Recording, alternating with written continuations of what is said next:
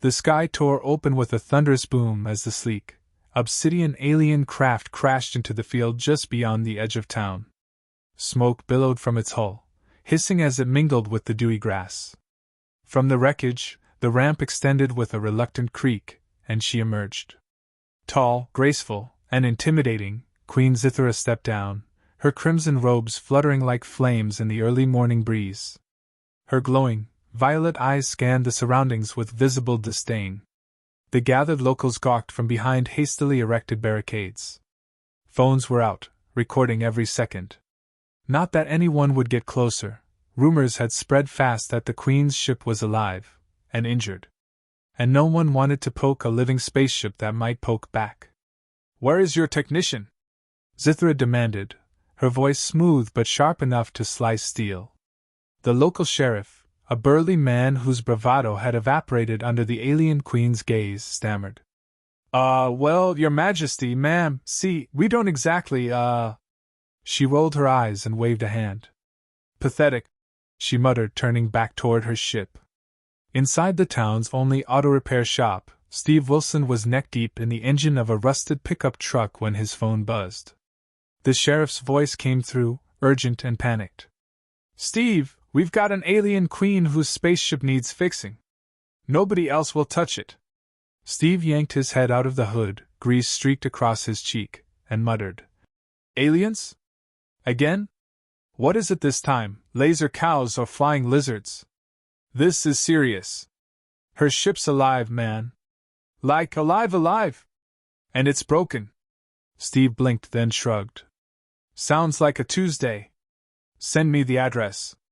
When Steve arrived at the crash site, he stepped out of his truck and gave the towering, glittering spaceship an appreciative whistle. "Damn, she's a beauty," he muttered before turning his gaze to the Queen. Zithra's eyes narrowed as she took him in, disheveled hair, grease-stained overalls, and a lopsided grin that radiated arrogance. "This is the technician? Technician, mechanic, genius, take your pick," Steve said, striding forward. "So, what's the problem, Your Highness? Looks like she got roughed up pretty bad." Zithra's lip curled. "Majesty's Pulse is no mere vessel. She is a living entity, bonded to me through an unbreakable connection." Steve tilted his head, hands on his hips. "Huh. Sounds clingy." Before the Queen could retort, a voice purred from the ship itself. It was low, sultry, and dripping with suggestiveness. "Ah, human! How unexpected." Steve froze, then smirked. "Did your spaceship just hit on me?" "Pulse," Zithra snapped, her cheeks tinting faintly. "Contain yourself." "My apologies, my queen," Pulse murmured, though the tone was far from apologetic. "But this human may be the solution to all our problems." Steve raised an eyebrow. "Well, that's one way to make a guy feel special. So, where do I start?" The Queen sighed, stepping aside to reveal the damage. A gaping wound in the ship's hull oozed a shimmering, viscous substance. "The biocore has been compromised. It is the heart of the ship. Without it, she cannot function." Steve knelt, poking the edge of the breach with a screwdriver. The ship let out a low, almost moaning sound. Steve's smirk widened. "Sensitive, huh?" Zithra's jaw tightened. "Can you fix it or not?" Standing, Steve dusted off his hands and gave her a cocky grin. "Lady, if it's broken, I can fix it. But I'll need tools, time, and probably a beer after this." "You will have everything you need," Zithra said, her regal tone slipping into irritation. Steve headed toward the truck, muttering under his breath. "Aliens! Always with the dramatic entrances and impossible demands. At least this one's polite." As he gathered his tools, the Queen turned to the ship. "Pulse, cooperate with him." The AI responded with a throaty chuckle. "Oh, I intend to," Steve returned, rolling his toolkit behind him. "All right, Majesty, let's see what your ride is made of." He leaned into the damaged area, inspecting the inner mechanisms while Pulse cooed suggestions. "Deeper, human. You need to reach further inside." Steve snorted. "Lady, you can't talk to me like that on the first date." Zithra pinched the bridge of her nose. This is going to be a long repair. Steve's hands moved like lightning as he rummaged through his toolkit. His fingers pulled out duct tape, wrenches, and some other odds and ends. Zithra watched, her eyes narrowed, one eyebrow arched in disbelief. The alien queen, so accustomed to precision and grandeur, had never seen anything so unorthodox. "Are you sure this is the proper procedure?" she asked, with a voice that could freeze a star. Steve glanced up, a wrench in one hand, a roll of duct tape in the other. "The question, Your Highness, is whether you want the ship running again or not. 'Cause I can take my time and make it pretty, or I can do this." He slapped the tape against the hull, smirking. "Duct tape. It's humanity's finest tool. We fix everything with it." The AI pulse snickered, a sound that tickled the space between the Queen's ears. "Duct tape? Oh, this is going to be fun." Zithra scowled. "I've fought star battles, survived attempts on my life, and led an entire armada. Do not make a mockery of this situation, human." Steve sighed and tapped a finger against his temple, eyes twinkling with mischief. "You're the one with the broken ship, Your Highness. I'm just here for the chaos." He turned to inspect the core again, fingers tracing the organic edges. The ship thrummed beneath his touch, almost purring, and Steve's eyes widened. "Okay, that's new," he muttered. "You feel that, huh? I don't think she likes being broken."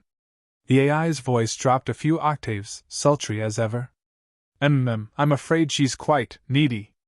But I trust you'll manage." Zithra's brows furrowed in confusion. "Why does your human speak to the ship as if it were a person?" Steve paused mid-poke. "Well, that's because, Your Highness, she is a person. Or, well, a living thing. Kind of like a pet you can't feed and who won't stop moaning for attention." The Queen huffed, eyes flashing with impatience. "This is not a time for jokes." Steve smirked. "Oh, I think it is. It's the only thing keeping me sane right now." He gently tapped the damaged core. "So, let's get this puppy back on her feet before she starts crying. Or worse, before Pulse starts talking about her feelings again." The AI quivered with a deep, mechanical chuckle. "I am perfectly capable of emotions, human. I only express them as necessary."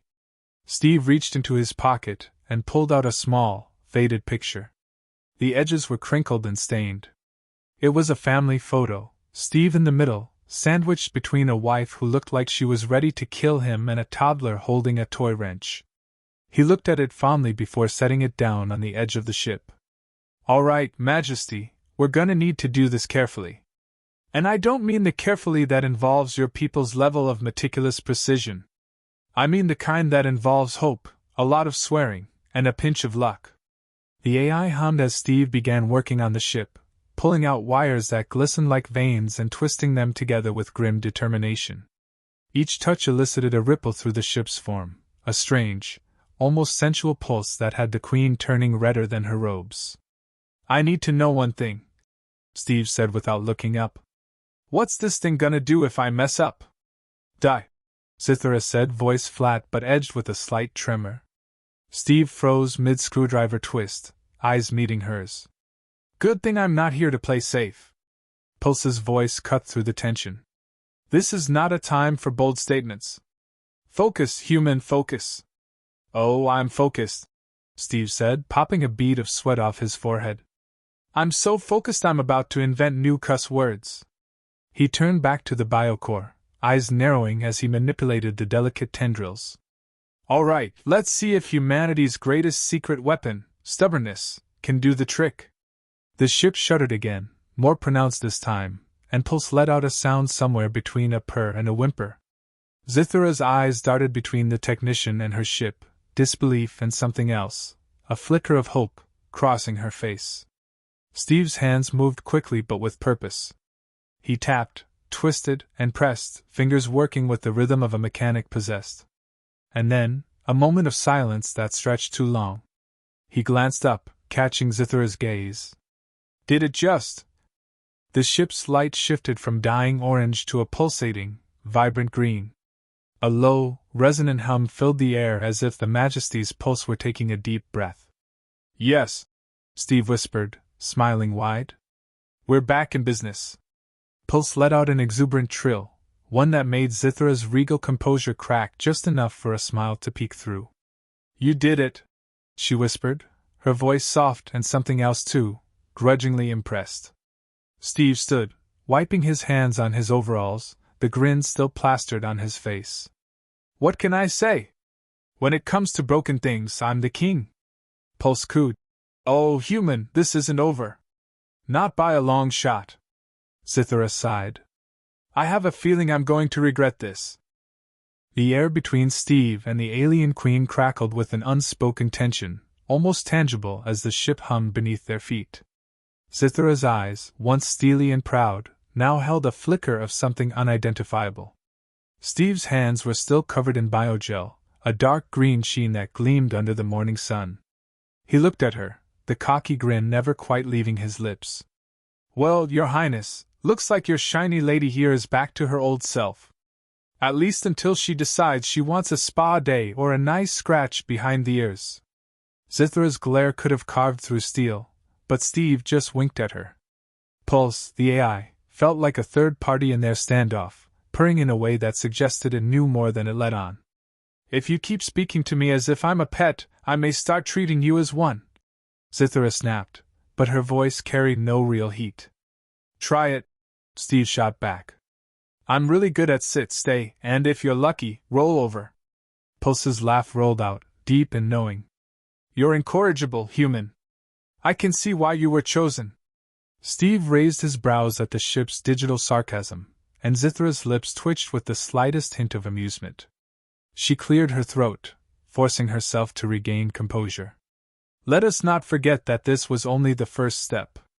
The damage to the ship was not an accident, she said, the gravity in her voice returning. There are enemies who will see this repair as a weakness. Steve's smile faded, but only a little. Sounds like you're in need of a new maintenance crew that doesn't run off at the sight of a little chaos. You should have called me earlier, Zithra. The Queen's eye twitched. Do not call me that. I am still your sovereign, and you will. Yeah, Your Majesty, Steve interrupted. But let's be real, I'm the one with the duct tape, and that makes me the boss now. Zithra's face went through a series of expressions, annoyance, resignation, and then, inexplicably, a laugh that she muffled with her fist. It startled even her. Pulse, sensing the Queen's surprise, chuckled, an almost flirtatious trill. You're starting to grow on me, human, Zithra admitted, her eyes softening just a fraction. Must be my winning personality, Steve said, digging into the toolkit for a small flashlight. Now, if we want to keep your lovely ship from getting any more damaged, we've got to set up a perimeter. Think of it as an alien keep-out sign, only with way more firepower. The Queen's eyes widened, her regal demeanor slipping. Firepower? Human, this is a diplomatic crisis, not an interstellar brawl. Steve shrugged as he inspected a thin, pulsating cable. Trust me, sometimes diplomacy needs a little oomph. He looked at Pulse, which let out a melodious hum of agreement. And your ship's got oomph in spades. A new sound, hissing, followed by a click, filled the silence as the ship's panels began to retract, revealing weapon ports that gleamed like teeth. The Queen watched, her shock melting into something else, admiration, even if she wasn't sure she liked it. Human ingenuity, she whispered. You really are something. Flattery? From a queen? Steve said, eyes wide with mock disbelief. I feel special. But let's focus. I don't want to have to explain to a room full of aliens why their queen's ship is, let's say, in protective mode. Suddenly, the soft chirping of Pulse interrupted them. Scanning for nearby hostiles, it said, its tone as smooth and matter-of-fact as ever. The ship's surface rippled, and a low hum spread like a heartbeat. Steve adjusted his stance, watching the ship's every move. The tension in the air thickened again as Pulse spoke, this time more seriously. You're right to be concerned, Steve. Enemies are closer than you think. Before Steve could respond, a sharp, warbling tone signaled that something was closing in. He exchanged a quick look with Zithra. Her expression had returned to its usual stoic line, but now it was edged with uncertainty. Steve felt a twinge of something he couldn't name, the adrenaline of the unknown mixing with the thrill of a challenge. "All right, Your Majesty, looks like we're about to test that Steve said, rolling up his sleeves as Pulse's AI interface glowed with activity. Zithra nodded, eyes locking with his. "Whatever happens, we must hold our ground." Steve grinned. "You got it. And by hold our ground, I mean I'll hold a wrench while you look intimidating. Sound good?" Pulse let out a low, warm laugh that seemed to shake the surrounding air. "Oh, human! This is going to be very interesting." The first shadow emerged on the horizon, and the Queen stood taller, a new resolve burning in her eyes. With a nod, she whispered, "Let's show them what humans and queens can do." The first enemy ship emerged from the swirling blue light of the rift, sleek and glistening like an obsidian dagger. Its hull was studded with alien technology that pulsed with an eerie crimson glow. Steve let out a whistle, his eyes widening at the sight. Zithra stood beside him, her back straight and eyes fixed on the enemy vessel, her fingers twitching as if ready to summon an army of energy blasts. Pulse, meanwhile, chimed in with an excited, slightly mischievous tone. "Hostile detected, and it looks like they're bringing a party." Steve looked at the Queen. "And you thought I was joking about them? Looks like it's time to see if your ship's ego matches its firepower." Zithra's lips curled into a faint smirk. "I was not underestimating the ship's capabilities, human. But I appreciate your confidence." Pulse let out a trill of amusement. "And I appreciate Steve's unrelenting optimism. We're going to need it." The enemy ship's weapons flared to life, beams of red light slicing through the void with lethal precision. The Majesty's Pulse responded with a low, almost sensual hum, followed by a shudder that sent a spark of energy pulsing from its core. A wave of energy shot from the ship, cracking the silence with a thunderous pulse that sent the enemy ship careening to the side. A few moments passed before Steve realized he was grinning like a maniac. "Now that's what I call a power surge," he said, eyes catching Zithra's. For a brief second, she looked like she was about to crack a smile. The enemy ship retaliated, firing a storm of laser beams that painted the dark void in red light. Zithra's eyes sharpened, and her voice sliced through the chaos. "Steve, I need you to stabilize the energy core. It's too volatile. If we don't control it, we're going to lose this battle." Steve spun around, tools clattering to the floor.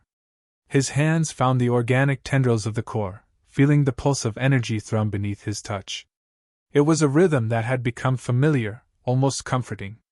With a quick motion, he pressed and twisted, forcing the flow to stabilize. The ship shuddered again, but this time in a controlled, almost seductive way. Pulse's voice cut through the tension with a playful purr. "Steve, you're making me feel things, and I'm not sure I like it." "Yeah?" Steve muttered, working faster.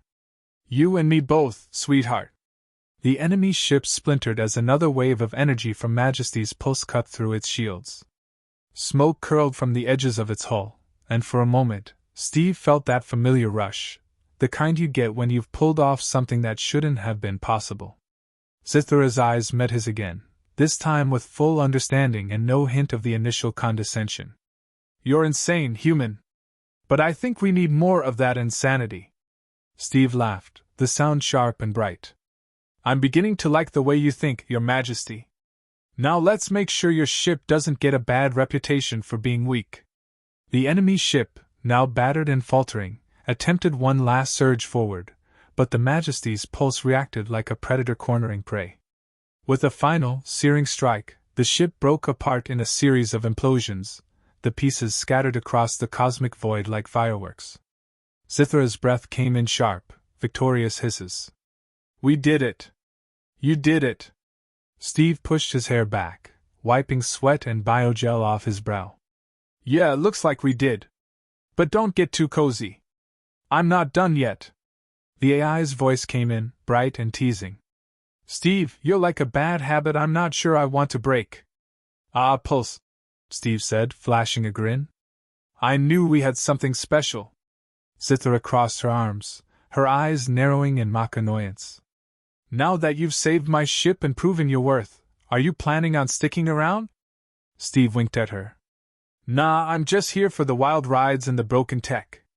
Besides, I've got a reputation to maintain. Zithra tilted her chin, smirking.